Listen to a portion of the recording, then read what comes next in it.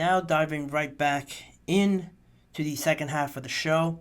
I said I would talk to you guys about the players that are most likely to be tagged this coming off season now that teams are able to designate that tag. If you missed the first couple parts of the show, I talked most recently about the Falcons and their quarterback search and what I think are the more likely scenarios for that to come into fruition and what they'll ultimately end up doing. So, before I jump into the second half of the show, I want to remind you guys to please use the tip and donations link running across the ticker down below me. With any questions that you may have, we usually get a lot of questions during the live show in the chat for me to see. And if you use the tip and donations link, it'll just put it to the top of the list. I can all see it there and just read it on air, engage with you guys. So if you see the link there, the tip and donations link is streamelements.com/GSMCSportsNetwork./tip. Again, the tip and donations link is streamelements.com/GSMCSportsNetwork./tip. Again, it's a big help for this show, but also a bunch of the shows here that we have running on the network, and we greatly appreciate if you guys would do that. But saying that, I'm able to move on to the next part of the show. I got three players, or really four players that I believe are the most likely to get tagged. Definitely before March 5th, if not pretty soon in the next couple of days. Those being Christian Wilkins, L'Jarius Sneed, and the two other pass rushers will be Josh Allen from the Jacksonville Jaguars and Brian Burns from the Carolina Panthers. So, starting off with Christian Wilkins, arguably their most important player on that defensive side of the ball. One that I don't think gets talked about a lot, just because he plays D tackle, and if you're not putting up Aaron Donald type of numbers, double teams, stuff like that for people to see, it can get lost how massive they play a role in stopping the run, pressuring the quarterback, and stuff like that, being a leader for that defensive side of the ball. He's a bolt of energy for that defense. He's always talking. If you see him mic'd up or anything, he brings a lot more than the numbers show. And the way that the Dolphins situation is, they're $51 million over the cap, and they have other free agents to worry about currently. I talked about this before, I think back to the first show. Isaiah Wynn, Jerome Baker, and Andrew Van Ginkel on the defensive side. They have a lot of other players to focus on that could help them win as well. So if you have the option to tag Christian Wilkins like they do, I think they'll kind of push that negotiation a little bit back, work with these guys now, and pay Christian Wilkins eventually. But if they're able to tag him now, it'll work out better for them just in terms of money, extending that period of success. Even if you lose some guys next offseason, you still have a guy like Christian Wilkins that you can work with, tie him down for the next 3 or 4 years, to still make your defense pretty relevant and prominent with a game changer like Christian Wilkins is. Also, the defensive tackle market is around 31 to 24 million with some other guys like Chris Jones waiting for an extension. He's going to get top money.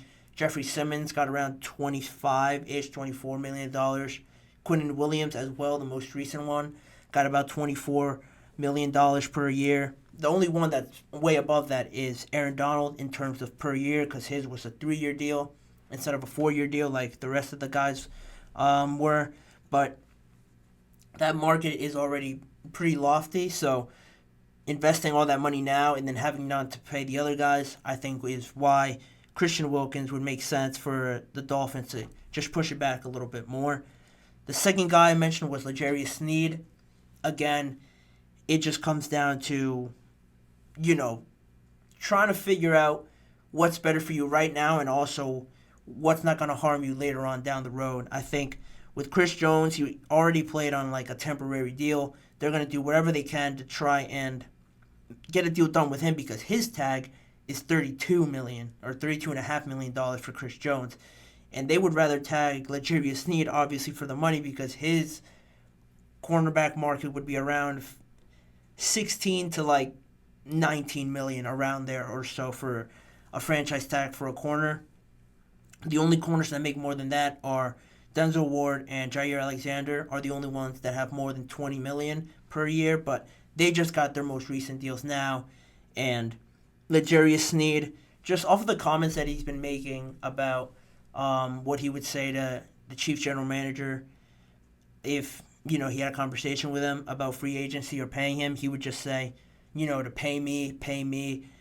He wants to stay, but he also wants to get that lucrative contract that he believes, and that I believe too, honestly, that he deserves. But there's only so much money to go around for this Chiefs team that I think if they just push his negotiations back a little bit more and potentially get a deal done, they would be fine with that. But also, just on the recent actions that I read in an article recently, I wasn't aware that they drafted 4 corners in 2022, and they also drafted one just last season. So if you read between the lines, you kind of see that they're stockpiling on that position because of the fear that something like this could happen if they lose him to somebody else offering him more money or able to negotiate a better contract for him. He could walk, but at least the Chiefs have that in their mind already that, hey, this guy could be gone. So they're kind of preparing for it a little bit. Obviously, they would love to keep him just off the performance that he had this past season, but they gotta win some and lose some in these negotiations. It's never easy, but they could hope for the best. And if not, and if he does walk, I think they've shown it this past season they're able to reinvent themselves. And this past year they were able to rely on that very good, very talented young defense. What is stopping anyone from thinking that, all right, they lose L'Jarius Sneed, their defense is still solid? What's stopping anyone from thinking that they can't really improve the wide receiver room, the tight end room, the offensive line group, with the other money that they have, and go back to being a high-powered offense and just outscoring everybody? They were able to do that with Tyreek Hill. Obviously, they don't have a type of player like Tyreek Hill to his level, but they could invest a lot more in the offense and then just rely on the defense not as heavily, and instead in moments where they just need him to, in parts of some games where they need him to get 1 or 2 stops. I think this defense is still able to do that without L'Jarius Sneed, but that'll be a topic for a different day. And just the 2 edge rushers, I think they're pretty similar in a way that both of them have produced very good numbers and just performances overall in these past years, except Brian Burns in years before last year, because this past year it was a down year, not just for him, but for the whole Panthers team and organization as a whole.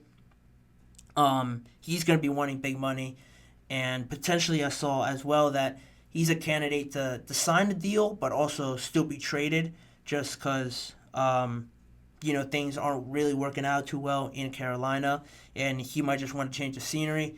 As for Josh Allen, he's coming off a much better year this past year. He had a franchise record of 17.5 sacks, top 10 in sacks with 32 over the last 3 seasons, and just franchise tagging him, really similar to Chris Jones, just keeps everyone's hands off of him, because putting up those kinds of numbers, not just last season, but in the past 3 seasons, they're very top 10, top 5 edge rushers, linebackers, whatever you want to call them, type of numbers, and those guys just don't fall to you in the draft unless you're super lucky or you've really done a lot of research into what kind of guy this kind of player could be. And the market for pass rushers really is similar for defensive ends or outside linebackers for whatever 3-4, 4-3 defense they want to run. It's about 21 to 25 million, except for Nick Bosa. That's at 34 million, and he's classed as the defensive end, whereas TJ Watt is an outside linebacker, I guess if you want to say, and he's the top earner there at 28 million per year. But those 2 guys are very similar, Josh Allen, Brian Burns, and just based on their team situation, the Panthers, I don't know what their free agent situation is, but they certainly don't want to lose a guy like Brian Burns. If they could work out a deal, maybe throwing a bit more money in there to kind of persuade him to stay and just invest in what they're trying to build, I'm sure they would love to do that because I do think he is a talented player, and if he goes anywhere else, I'm sure he will definitely flourish, as well as Josh Allen. He's a catalyst for that defense, probably their best player, in my opinion, their most impactful player along that D-line and just defensive overall. And you can't lose guys like this, like I mentioned, to just any other team just because you don't want to pay them immediately. But those are the really four guys that I think are the most likely to get tagged right away in the offseason because of their scenarios, the kind of players they are, and their team situation. Each of their teams are in a good spot to potentially contending, other than the Panthers, obviously, but those other teams are in the playoff contention, real title contention, that losing a guy like this could really set them back pretty far. So let me know what you guys think about that and how quickly those guys will settle down into their teams or new teams potentially. But that'll be it for that segment. I'm going to send it to one quick break before I talk about the last discussion we could have, that being the teams that in the AFC that just made it to the playoffs. What I believe is one move they could have this offseason to take them further in the playoffs, potentially next season, or just improve overall. So don't go away. That discussion is coming up right after this break.